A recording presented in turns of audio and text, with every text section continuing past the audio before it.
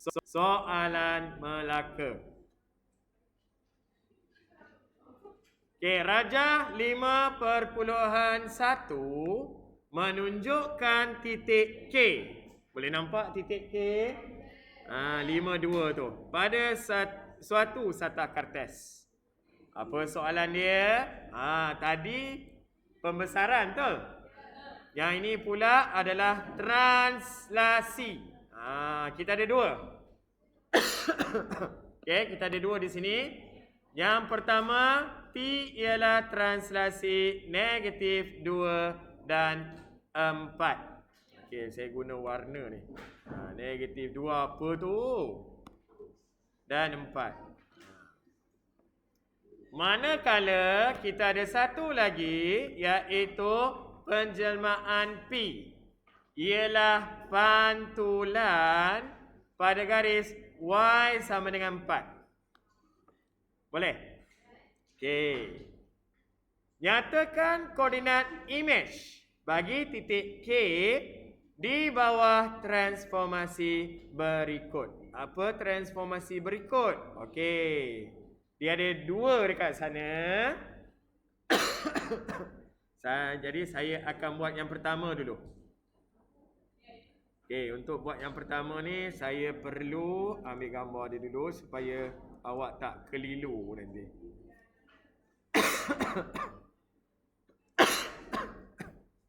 Ya.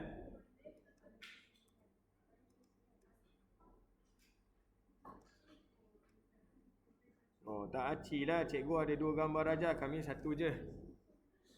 Okey, sebab saya tak nak awak keliru. Okey, kita buat dahulu untuk yang pertama dia kata apa? T saja, betul tak? Okey, tolong tengok di sini. Saya buat untuk yang pertama ya. Awak ada satu gambar aja, awak buat satu sajalah Okey. Apa maksud dia bila translasi negatif 2, 4?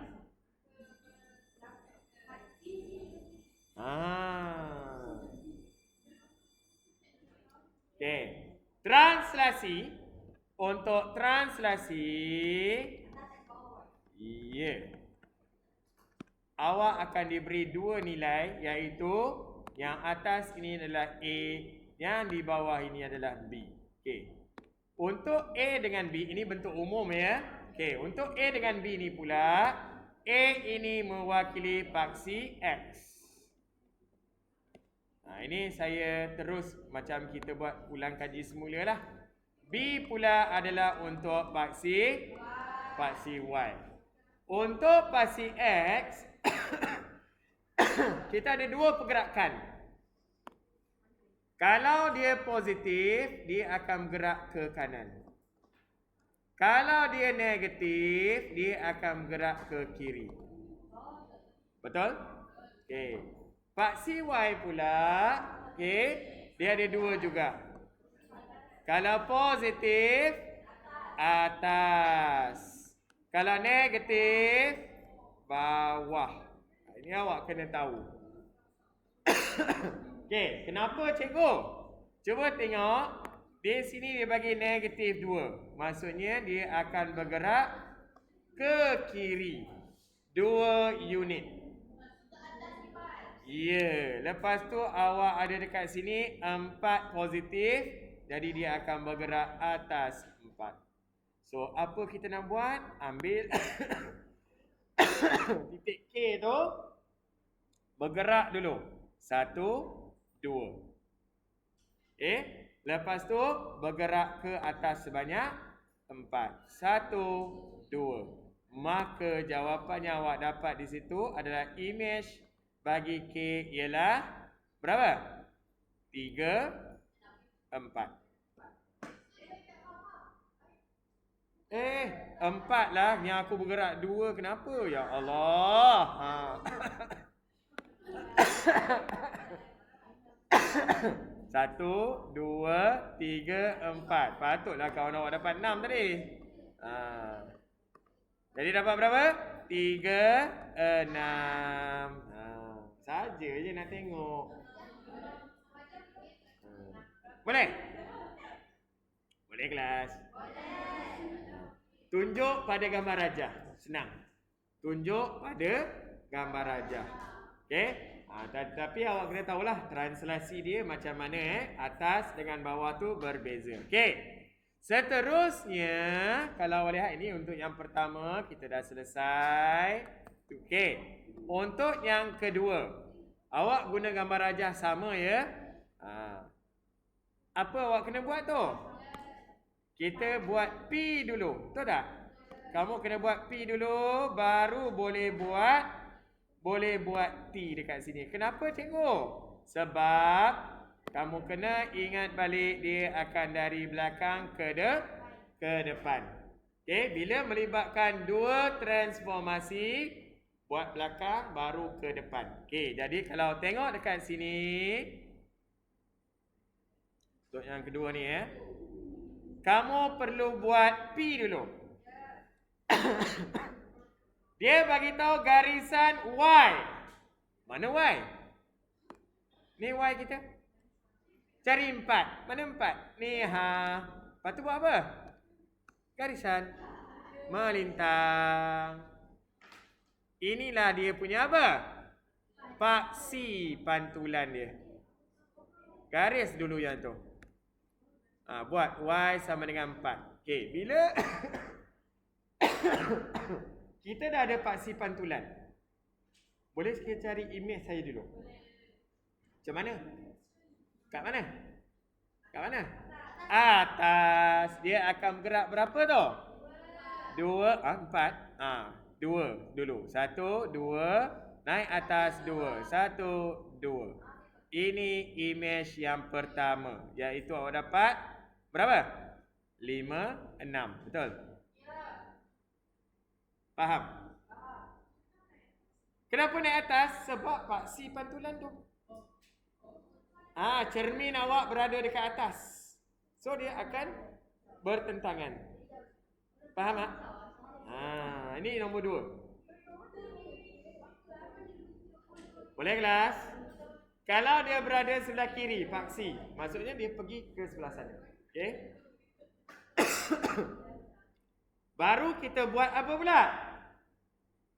Penjelmaan T, translasi. Sama macam tadi, 2 ke kiri, 1, 2, 4 ke atas, 1, 2, 3, 4. Jadi awak dapatlah awak punya imej kedua ialah berapa tu?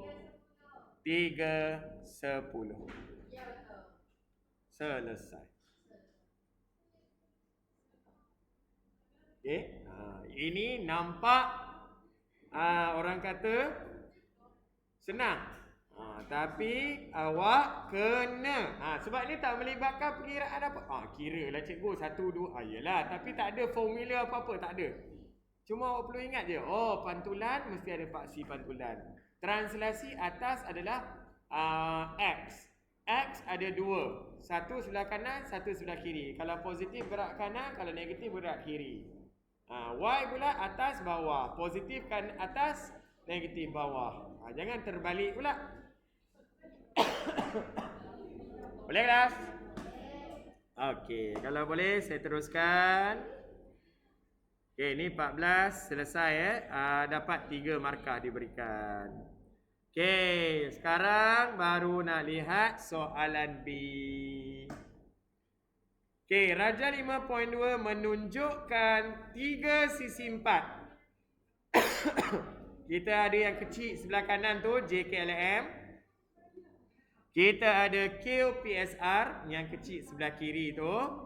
Dan kita ada yang besar tu UTWV. Okey, awak kena jelas yang mana satu Okey.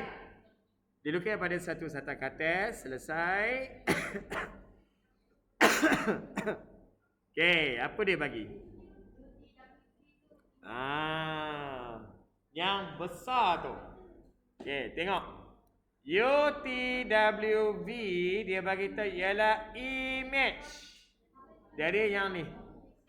UT maksudnya yang besar ni.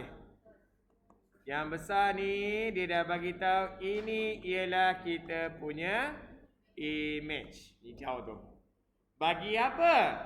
bagi kita punya JKLM. Maksudnya JKLM dekat mana ni?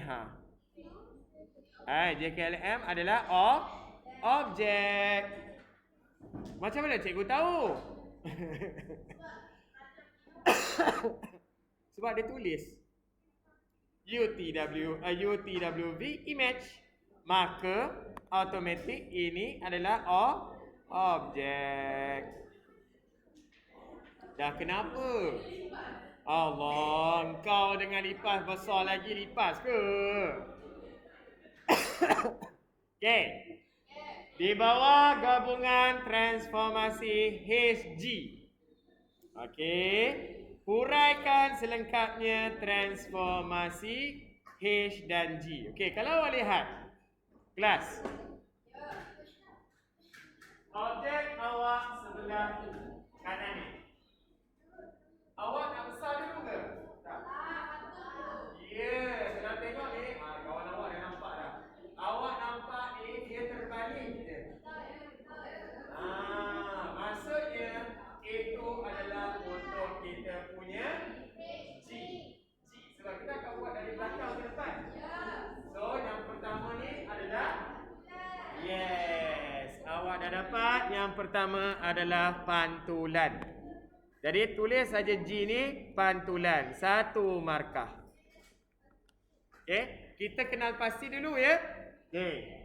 Lepas objek JKLM ni saya nak bagi awak nampak dulu dipantulkan. Kita dapatlah kita punya image yang pertama. Lepas itu daripada image ni awak nak dapat image kedua yang hijau. Buat apa tu? Yes. Tulis. Tutup. Tulis yang kedua tu ialah H kita adalah pembesaran. Kenal pasti dahulu awak punya transformasi. Ini 5 markah ya. Ya. Tengok ni ya. G, H.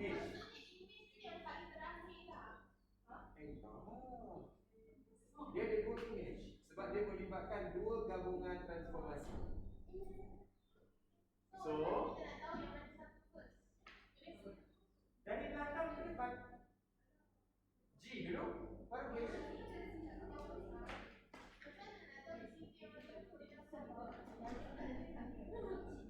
Macam mana nak tahu G dan mana? Macam mana? Maksudnya ni, tak. Dia bagi tahu ini objek.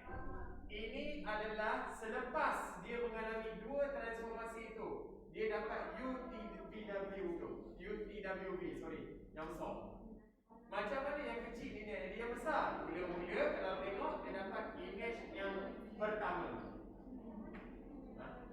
Dapat image pertama. Jadi bila dah dapat image pertama, dia akan buat transformasi yang pertama ni. Sebab nanti dalam exam, hati-hatinya ni huruf ni.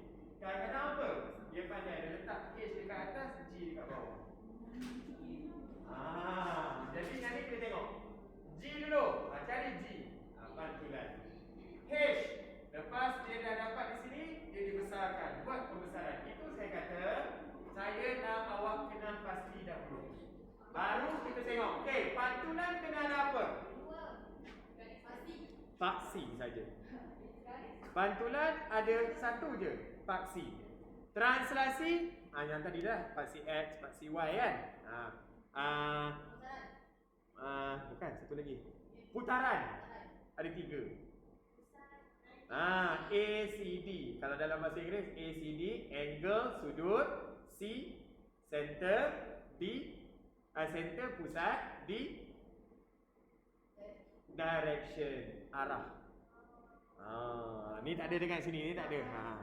Okey, kejap So yang ni pembesaran pun ada 2. Pusat dengan faktor skala Q tadi kita buat. Okey, sekarang pantulan. Sepertinya awak tahu, cuba saya zoom jadi maksudnya sekejap ya. Saya nak bagi tahu dekat awak. dia dapat yang ni tau. Yang kuning tu dia dapat yang biru. Dah ada warna baru nampak kan? Sekarang awak tahu bahawa kita nak cari apa? Cermin kita. Paksi pantulan kita. Macam tadi kita buat kan, kita kira dah dapat, lepas tu pergi atas. Betul tak? So kalau yang ini, awak tengok ni. Paling senang, tengok yang paling hampir ni. MJ, Michael Jackson. Pergi Salman Pan. Bukan Salman Han, Salman Pan. Okay? SP. MJ dan SP ni adalah dua sisi yang sama sebenarnya. Cuma dia bertentangan. Betul tak? Jadi apa awak nak buat? Awak kira daripada MJ pergi kepada SP. Berapa? 1, 2, 3, 4, 5, 6. Yes. Dia mesti berada tengah-tengah. Jadi 1, 2, 3. Ini awak kena garis. Bila garis, dia potong pada paksi apa? X. Dekat berapa? 1. Jadi dapat X sama dengan 1. Itulah. Tadi kan nampak tak? Sekejap saya tunjuk ini. Y sama dengan 4. Cari Y kita sama dengan 4. Itu paksi dia. Paksi pantulan. Macam mana nak cari paksi pantulan? Boleh kelas? Jadi untuk pantulan tu, saya akan kira dahulu. Daripada J pergi P ada 6. Jadi saya kira 3. 1, 2, 3. Tengah-tengah ni kan? So ambil pembaris. Cikgu kalau tak tunjuk tak apa ke? Saya nak tunjuk dekat awak. Kalau awak tak nak lukis tak ada masalah. Okey. Lah garis saja ni. Bila dia garis, dia potong pada paksi X pada X sama dengan 1. Maksudnya awak akan tulis dekat sini pantulan pada X, pantulan pada pusat pantulan kan? Paksi. Sorry. Dah. X sama dengan 1. Ya. Kalau saya buat, kan dia nak bagi ke UT apa tu kan? Dia kan tu, ikut objek for yang UT apa tu kan? Kalau saya buat, paksi dia tu dekat X3. X3? Satu je dia punya. J, K dengan T, U ni. J, kan dia punya opposite je yang T kan? Tapi ni selepas. Kan kita nak buat dulu G. Awak nak buat pantulan saja kak? Awak bukan buat image yang kedua sebab dia bagi tahu dekat sini G saja. Yang awak nak buat tu adalah H. Faham tak? Kalau awak kata J nak pergi T, awak dapat X sama dengan 3. Betul. Tetapi itu bukan pantulan dia pada untuk G. Itu untuk H. Faham tak? Tapi tak boleh dapat yang tu sebab dia dibesarkan. Boleh. Kalau kita dapat negatif kan, macam tadi tu. Dia terbalik tu. Boleh lah yang tu. Okey. Pembesaran ada 2. Pusat, faktor skala. Okey, kita cari senang faktor skala lah kan. Faktor skala ingat balik apa? Q. Apa Q? Faktor skala sama dengan image kita. Image yang mana? Yang hijau tu. Dia bahagi dengan objek kita yang warna kuning tu. So, macam mana? Cari yang paling apa? Paling kecil lah. Paling kecil yang mana? WT dengan MJ kan? Jadi WJ kita dapat 3. Objek kita dapat 1. Jadi 3 per 1 dapat berapa? Dapat 3. Itulah faktor skala. Faham tak? Faham tak? Awak tengok ni. Ni kelas. Ni tanah kan? Ini tadi untuk apa? G. Sekarang kita nak buat H. H antara kuning, antara biru ni dengan hijau kan? Tapi objek kita yang asal adalah kuning lah kan? Jadi ambil objek dengan ni. Cikgu kalau saya ambil yang ni boleh? Boleh, sama je. Awak ambil ni, SP ni dengan WJ, betul tak? WT, betul tak? Sama je. Boleh, tak ada masalah. Sebab objek kita dengan image pertama ni sama saiz. Sama saiz. Okey. Sekarang saya nak cari pusat. Pusat tadi cikgu bagi tahu yang tak bergerak. Itu untuk satu kes. Ini pusat ni dia bergerak. Mana dia pusat dia? Aha. Macam mana nak tahu? Bucu yang berdekatan. Okey. Tengok dia betul-betul. Awak nak kenal pasti. Ya dengar? Nah ini bukan semua soalan pembesaran dia punya pusat tak bergerak. Okey, bukan semua. Sekarang ni ini adalah contoh bagi pusat yang bergerak bagi kes pembesaran Okey. Paling senang sebab soalan ini ada garis lurus dia. QP. QP itu akan dibesarkan menjadi UP, betul tak? Ya. Betul? Jadi memanglah R akan menjadi V, S menjadi W. Okey, itu tak nak yang tu sebab itu dia jauh. Itu nak yang ni. Okey. Cuba tengok QP. Ada berapa ni jarak dia? 3. UT ada berapa? 3 darab 3 dapat 9, betul tak? So maksudnya dia punya pusat adalah berada di tengah-tengah. Maksudnya P ni dia bergerak 1,5. Faham tak? Setengah. So bila dia pergi ke sana, dia bergerak darab dengan 3. Sekejap je. P 1,5. Dia pergi patah balik. Darab 3, dia akan pergi 1, 2, 3. So dua-dua. Q pula 1. Kejap.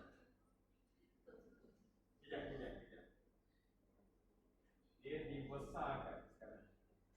Besarkan, pusat dia akan berada UQ 2, PT 4. Pusat dia akan berada dekat mana? 1, 2 darab 3 dapat 6. Tapi kalau 1 darab 2 dapat 3, 1 dapat 3. Sini. Bukan setengah, sorry. Ni. Kalau tengok. Skala berapa? 3 kan? P ni datang sini. 1, 2. 2 Dibesarkan sebanyak berapa?